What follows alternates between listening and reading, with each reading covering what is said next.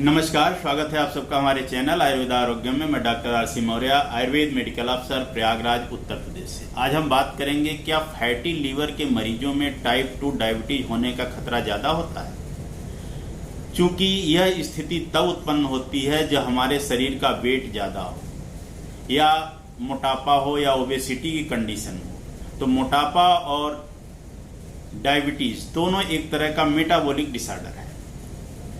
जब हम आवश्यकता से अधिक कैलोरी इंटेक करते हैं या हाई कैलोरिक डाइट लेते हैं और हमारा वर्क डन या दिन भर का जो क्रियाकलाप होता है उसमें इतनी एनर्जी यूटिलाइज नहीं हो पाती कि जितना हम लेते हैं, तो ऐसी स्थिति में बची हुई एनर्जी या ग्लूकोज हमारे फैट के रूप में डिपॉजिट होने लगता है। यदि यह फैट लीवर में डिपॉजिट होना शुरू हो जाए, अगर लीवर की कोशिकाओं में 10% से ज़्यादा फैट डिपॉजिट होने लगता है तो वह फैटी लीवर की श्रेणी में आने लगता है।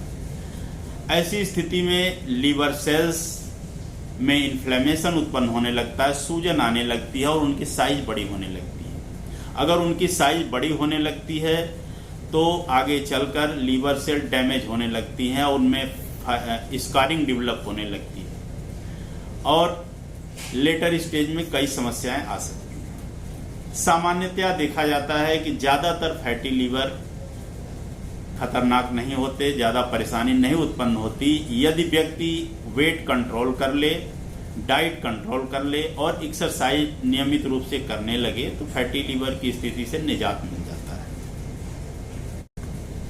यदि ऐसा व्यक्ति जिसमें मोटापा, टाइप 2 डायबिटीज और फैटी लीवर तीनों हो तो स्थिति बदतर होने लगती है और खतरा बढ़ जाता है।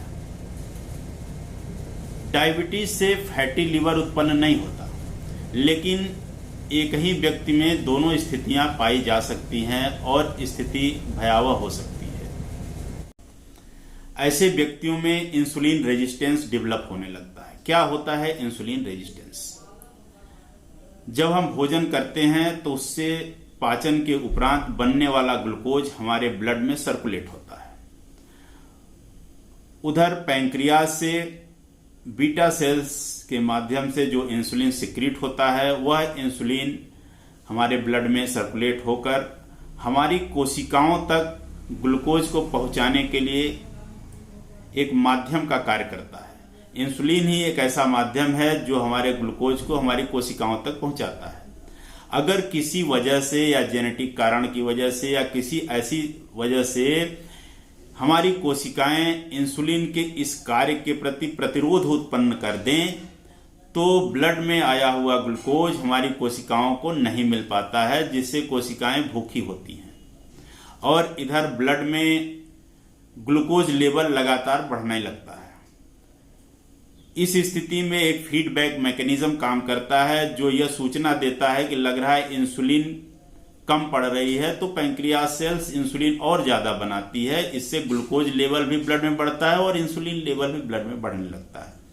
तो थोड़ा बहुत स्थिति में सुधार आता है, लेकिन यह ज्यादा दिन नहीं चल पाता और हमारी सेल्स को ग्लूकोज न मिल पाने के कारण वो हंगर सिग्नल क्रिएट करते हैं।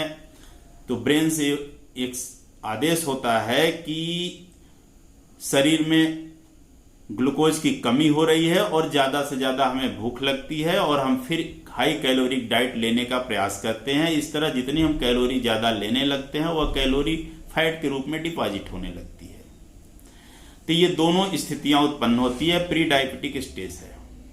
अगर आगे चलकर यही स्थिति बनी रह गई तो ब्लड में ग्लूकोज का लेवल इतना ज्यादा होने लगता है कि उसके रिस्पेक्ट में हमारी पैंक्रियास या हमारे बीटा सेल्स काम नहीं करते और डैमेज होने लगते हैं।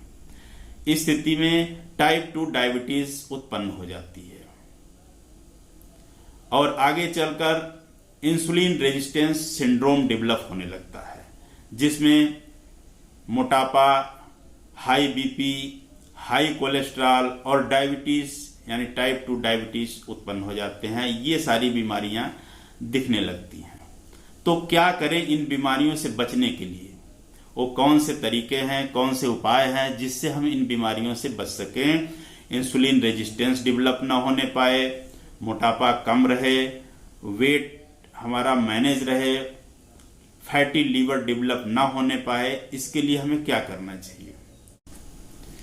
प्रिवेंशन, प्रतिदिन योगा और व्यायाम करें, एक्सरसाइज करें।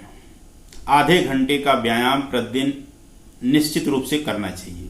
ऐसा करने से जो एक्सेस ग्लूकोज हमारे शरीर में है वह यूटिलाइज होता है और उसका डिपोजिशन नहीं होने पाता है, फैट नहीं बनने पाता है, फैटी लीवर की स्थिति उत्पन्न नहीं होने पाती है और इंसुलिन रेजिस्टेंस भी कम होने लगता है। दूसरी चीज, नियमित आहार करें, समयानुसार भोजन करें, संयमित होकर भोजन करें और मात्रावत भोजन करें। जितनी आपको आवश्यकता है उतनी ही भोजन करें। अगर आपका वर्क डन इतना ज्यादा नहीं है तो बहुत ज्यादा जो है भोजन करने की जरूरत नहीं है। इसके लिए आपको संयम रखने की आवश्यकता है। कुछ आयुर्वेदिक औषधियां जैसे फल त्रिकादि काढ़ा, यह मार्केट में आयुर्वेदिक स्टोरों पर आसानी से उपलब्ध हो जाती है।